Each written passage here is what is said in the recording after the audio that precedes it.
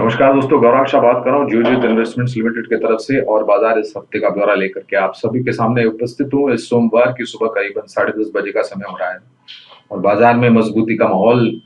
शुरुआत में थोड़ी बहुत अच्छी हुई थी शुरुआत, लेकिन फिर थोड़ी बहुत गिरावट, लेकिन फिर से हम ऊपर की तरफ के दायरे देख रहे हैं। आगे बढ़ने से पहले सेंसेक्स, निफ्टी, बैंक निफ्टी, रुपए डॉलर और कच्चे तेल के स्तर आपको बता देता हूँ और उसके ऊपर हमारा ब्यौरा।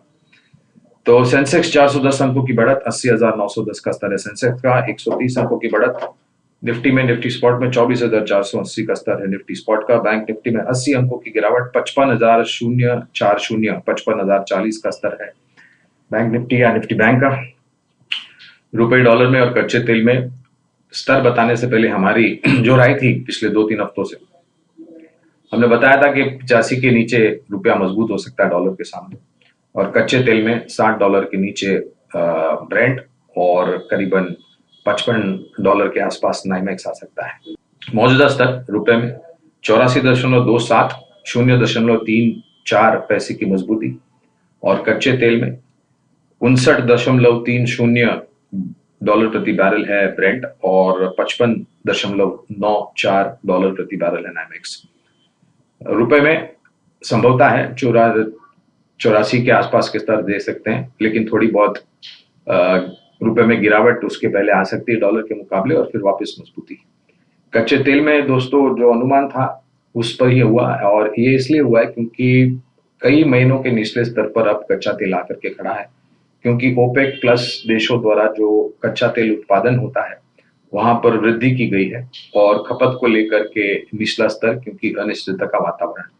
ये दोनों ही पहलू हमें लग रहे हैं कि काफी लंबे समय तक कच्चे तेल के दामों में नीचे के तरफ के दायरे दिखा सकते हैं, बशर्ते कि कोई बड़ी जियोपॉलिटिकल सिचुएशन खाड़ी देशों में या फिर ऑयल उत्पादन करने वाले देशों में या फिर जो सप्लाई लाइन है उसमें कोई बड़ी हरकत नहीं होती है। तो और जैसे रुपए में हमने 84 के आसपास मेरे ख्याल से थोड़ा बहुत और मजबूत रुपया हो सकता है। अब आता है बाजार के ऊपर, आप आते हैं बाजार के ऊपर दोस्तों। तो बाजार में हमने पिछले कई हफ्तों से, खास करके 2 हफ्तों से, जब वो आतंकवादियों ने हमला जम्मू कश्मीर में पहलगाम में किया, उसके बाद अनिश्चितता के वातावरण, भारत इंतजार कर रहा है प्रतिशोध और बदले का। लेकिन सरकार की तरफ से जो भी कदम उठाए गए हैं, चाहे वो इंडस ट्रीटी को लेकर के हो या फिर बाकी अन्य इंपोर्ट एक्सपोर्ट को लेकर के, या फिर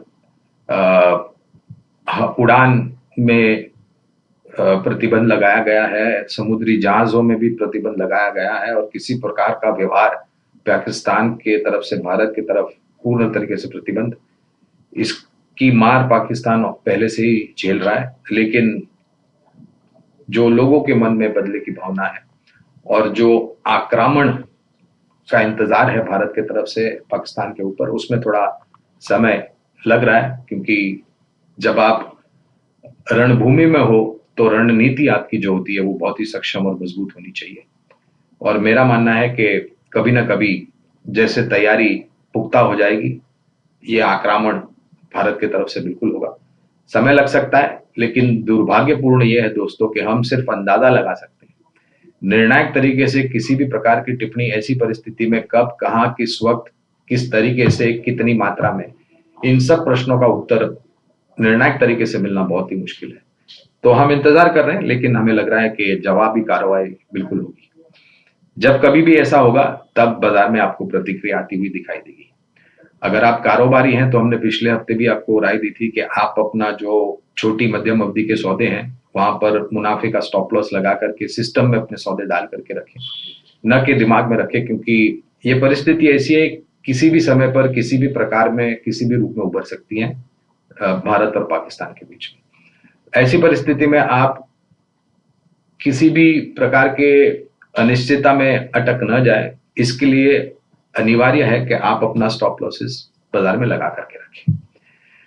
लंबी अवधि के लिए बहुत सारे मौके हैं, उस पर मैं आऊंगा आखिर में, लेकिन कुछ और सकारात्मक चीजें जहां तक हमारा बाजार है उसके बारे में बोल देता हूँ। चौथी तिमाही के नतीजे अब तक जो देखें वो काफी सकारात्मक, और अनुमान है कि आने वाले तिमाही नतीजे जो बाकी अन्य विशेष बाकी है वहां पर भी नजरिया ठीक ठाक रुझान आए, ऐसा हमें लग रहा है। पहली बात। दूसरी बात, विदेशी संस्थागत निवेशक और स्थानीय संस्थागत निवेशक पिछले कुछ दिनों से खरीदारी कर रहे हैं, जो कि एक सकारात्मक बात है।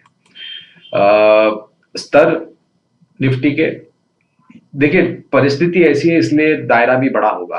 तो 24,000 नीचे, 200 नीचे के तरफ निफ्टी स्पॉट में, 24,400 और 24,600 ऊपर के तरफ अगर हम निर्णायक तरीके से 24,500 के पार निकल जाकर के बंद देते हैं तो। दूसरी तरफ दोस्तों, इंडिया विक्स, ये एक बहुत अदाकार है जो अपनी भूमिका निभाता है। 18.50 के पास और 1.15% की बढ़ोतरी आज इंडिया विक्स में। हमने इतिहास में देखा है जब कभी भी इंडिया विक्स वोलेटिलिटी इंडेक्स 18-20 के पास जाता है, वहां पर थमता है और फिर से वापस 14, 15, 13 के नीचे आने का प्रयास करता है। अब क्योंकि वातावरण ऐसा है इसलिए उठापटक भी हावी होगी। यही एक मुख्य कारण है जिसके कारण इंडिया विक्स इतना ऊपर की तरफ हमें दिख रहा है। लेकिन हम अनुमान लगाते हैं कि आने वाले समय में धीरे धीरे करके ये फिर से नीचे की तरफ लौट करके आएगा, लेकिन उसके पहले एक बड़ा आने की संभावना है। तो विकल्प बहुत सारे हैं जैसे मैंने बताया, और हमने आज जो प्रयास किया दोस्तों वो वित्तीय क्षेत्र पर ज्यादा ध्यान दिया है और इसी बिंदु को केंद्रित में रखते हुए दो निवेश लायक कंपनियां हमने चुनी है वित्तीय क्षेत्र में से। पहली है हमारे देश की सबसे बड़ी बैंक, जिसके नतीजे शनिवार को पिछले हफ्ते आए और बहुत ही सकारात्मक नतीजे आए आंकड़े। ग्रॉस नेट एनपीए में गिरावट, प्रोविजनिंग में गिरावट, मार्जिन में बढ़ोतरी, लोन बुक में बढ़ोतरी, एडवांस और डिपॉजिट्स में भी आपने सही आंकड़े आते हुए दिखे। और चौथी तिमाही के नतीजे के पश्चात जो मैनेजमेंट ने प्रेस कॉन्फ्रेंस करी उसके माध्यम के द्वारा आने वाले भविष्य की उनके जो कारोबार की रणनीति है वो सामने रखी और बहुत ही पुख्ता और मजबूत होती हुई हमें नजर आई। तो बुनियादी तर्क के आधार पर पहला विकल्प है स्टेट बैंक ऑफ इंडिया, हमारे देश की सबसे बड़ी बैंक। और बाकी अन्य बैंकों के भी जो नतीजे हमने देखे अब तक वो भी काफी सकारात्मक थे, कोई ऐसा निराशा नहीं था। सिर्फ कोटक महिंद्रा बैंक में थोड़ी बहुत निराशा थी, वो भी पिछले हफ्ते शनिवार को नतीजे आए। लेकिन आगे जाते हुए हमें लग रहा है कि सरकारी बैंकों में सुधार पूर्ण तरीके से संभव। ब्याज दरों में कटौती, इस साल में 2 कटौती हमने देख चुके हैं। आने वाले समय में दिसंबर 2025 तक 2 और कटौती आने की संभावना, जिससे जो ऋण की मांग है वो बढ़ेगी। और बारिश का अनुमान जो मौसम विभाग ने दिया है वो लॉन्ग टर्म एवरेजेस, यानी कि मेघराज का आशीर्वाद ये वर्ष भी भारत के ऊपर बरसता रहेगा, ऐसा आकलन और अनुमान लगाया है, जिसके कारण ऋण की मांग मध्यम और ग्रामीण इलाकों से भारत के जो है वहां से बढ़ती हुई नजर आएगी। तो पहला विकल्प है स्टेट बैंक ऑफ इंडिया बुनियादी दर के आधार पर। दूसरा विकल्प है हमारे देश का एक बहुत ही मजबूत कारोबारी गुट है महिंद्रा एंड महिंद्रा, और इस कंपनी है महिंद्रा एंड महिंद्रा फाइनेंस। दोस्तों ये कंपनी मुख्य रूप में ग्रामीण और मध्यम ग्रामीण में कृषि से जुड़े हुए ऋण उपलब्ध कराती है। और जैसे मैंने बताया, बारिश मेघराज का आशीर्वाद अच्छा रहा तो ऋण की मांग बढ़ेगी, खास करके ग्रामीण मध्यम ग्रामीण भागों से और छोटे मझौले शहरों में से। इस कंपनी का मुख्य कारोबार है वहां पर, बड़े शहरों में भी इनका कारोबार है और इनकी जो गति है, रन रेट जो है वो काफी अच्छी है। जहां तक ग्रॉस नेट एनपीए, मार्जिन, मुनाफे का अगर प्रश्न उठता है तो। और जैसे हमने बताया 2 कटौती आने वाले समय में संभव दिसंबर 2025 तक। उस परिस्थिति में ऋण की मांग और भी मजबूत होने की संभावना और उतनी ही मजबूत रन रेट होगी। ऋण और ब्याज को वापस आना, यानी कि इनके जो मुनाफे के स्तर है वो यहाँ से और बढ़ेंगे और ब्याज दरों में कटौती होगी तो स्वाभाविक है लोग और ऋण लेने के लिए उत्साहित हो जाएंगे। लेकिन ये दोनों ही विकल्प लंबी अवधि के लिए दोस्तों, ये 3, 6, 9 महीने या उसके लिए नहीं है। बुनियादी दर के आधार पर 12, 16, 18, 24 महीने, जितना लंबा समय आप दे पाए उतना अनिवार्य, जिससे आपके निवेश के ऊपर आपको अच्छा खासा मुनाफा खड़ा हो सकता है।